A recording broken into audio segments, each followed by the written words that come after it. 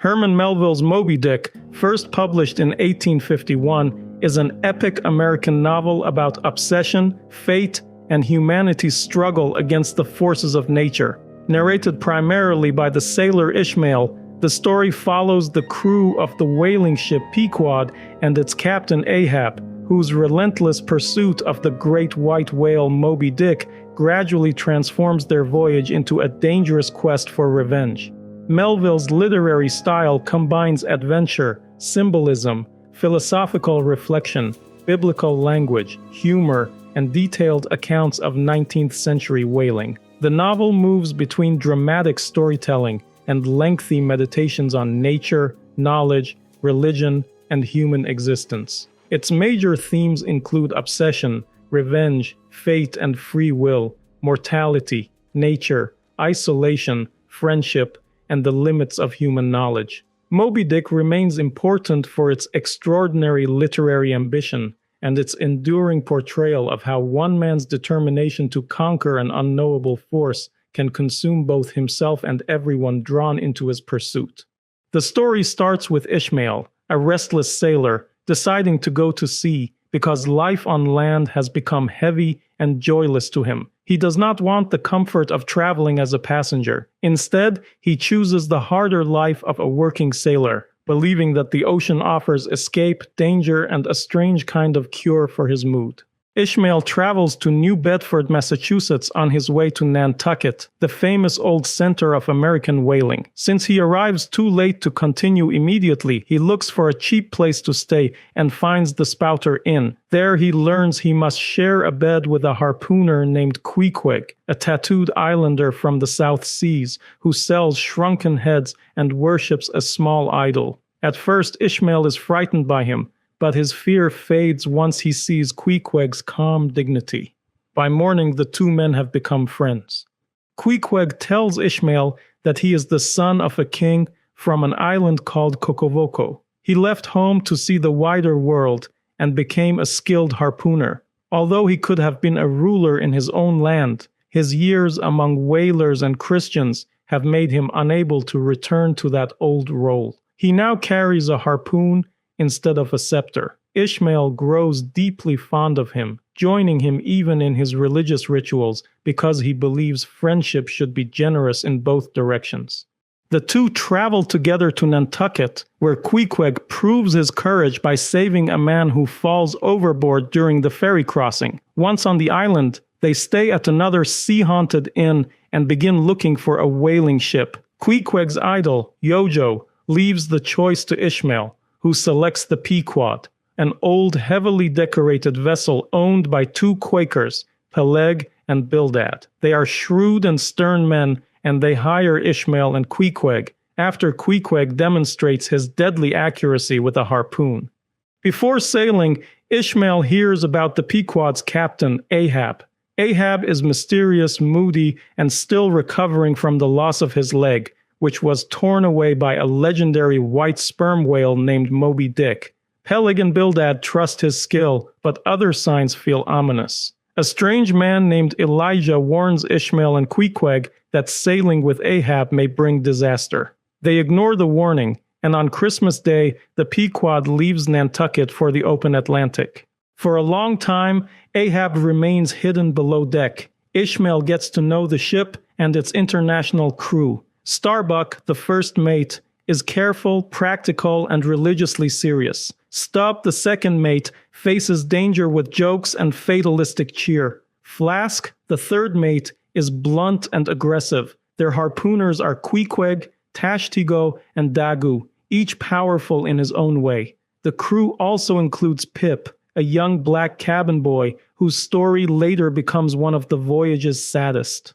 When Ahab finally appears, he seems both commanding and damaged. His false leg is made from whalebone, and his body carries marks of violence and obsession. He paces the deck with a relentless energy that unsettles the crew. Soon, he gathers the men and reveals the true purpose of the voyage. The Pequod may be a whaling ship, but Ahab is not merely hunting for oil. He wants Moby-Dick, the white whale that maimed him.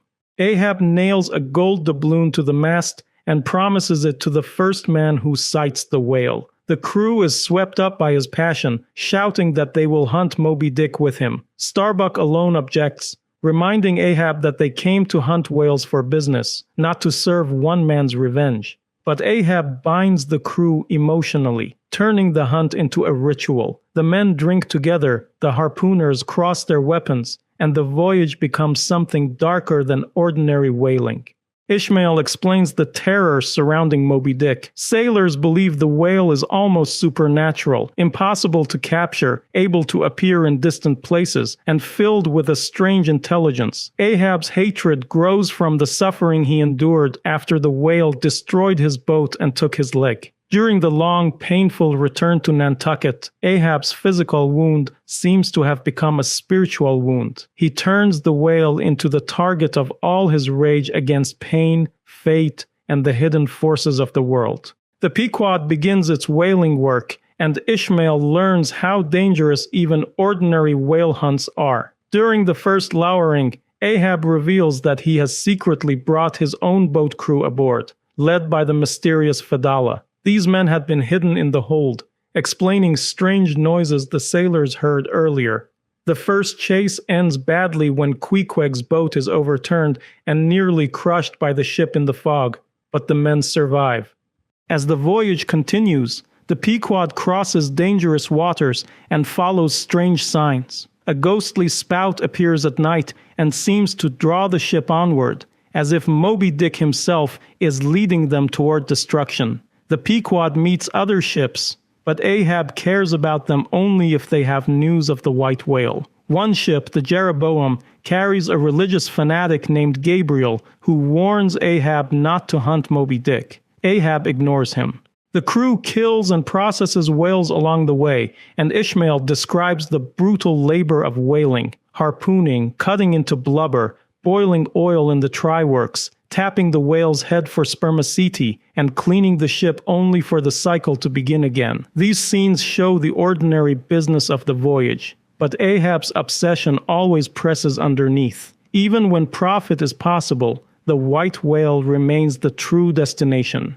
The Pequod encounters more signs of danger. Pip, temporarily working in Stubbs' boat, panics during a whale hunt and jumps into the sea. The first time the crew saves him. The second time Stubb leaves him alone in the vast ocean for a while to teach him a lesson. Pip is rescued, but the experience breaks his mind. Ishmael suggests that what looks like madness may also be a kind of terrible wisdom. Ahab later becomes strangely tender toward Pip, seeing in the boy's brokenness something that touches his own inner ruin.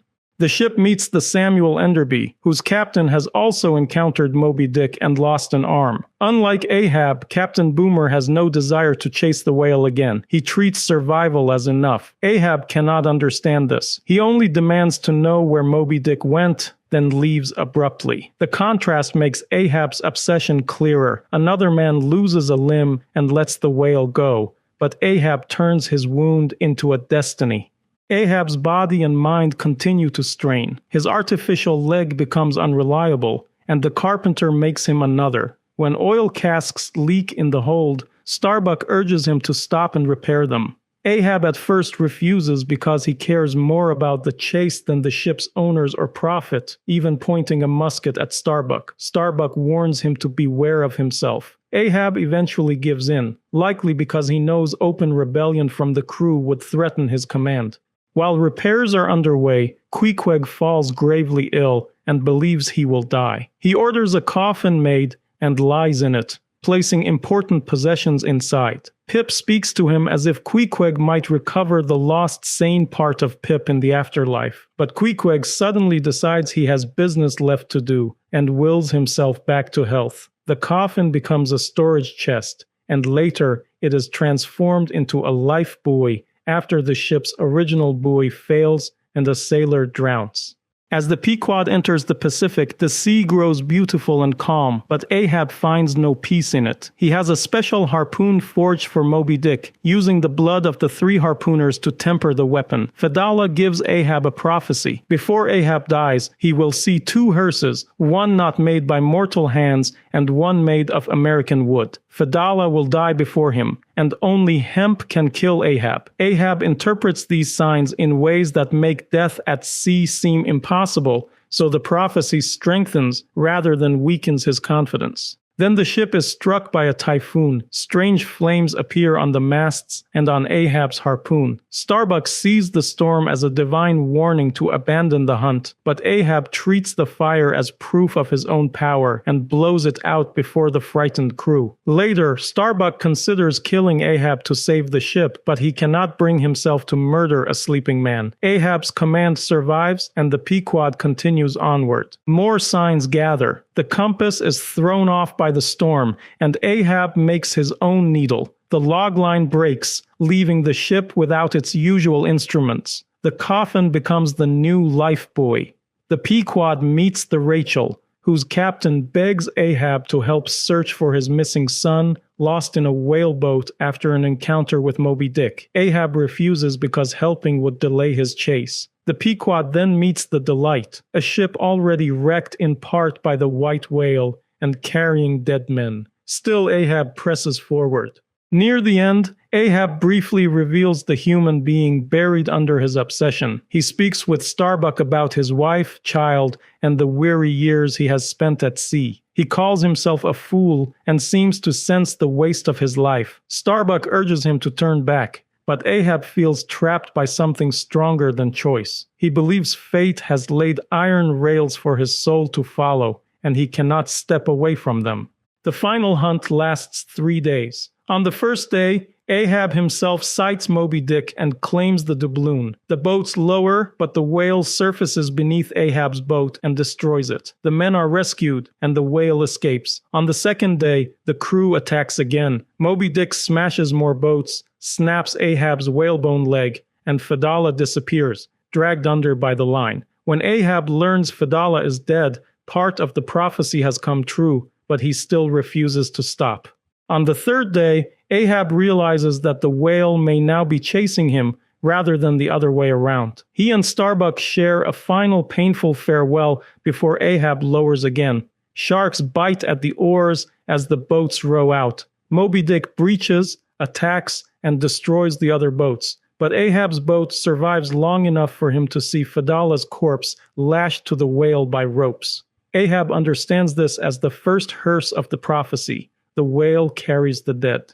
Moby-Dick then turns toward the Pequod and rams the ship. As the vessel begins to sink, Ahab recognizes the second hearse. The American-made ship is becoming a coffin for its crew. Still, he throws his harpoon at the whale. The line flies out, catches around Ahab's neck, and drags him into the sea. The hemp has killed him, just as Fedallah foretold.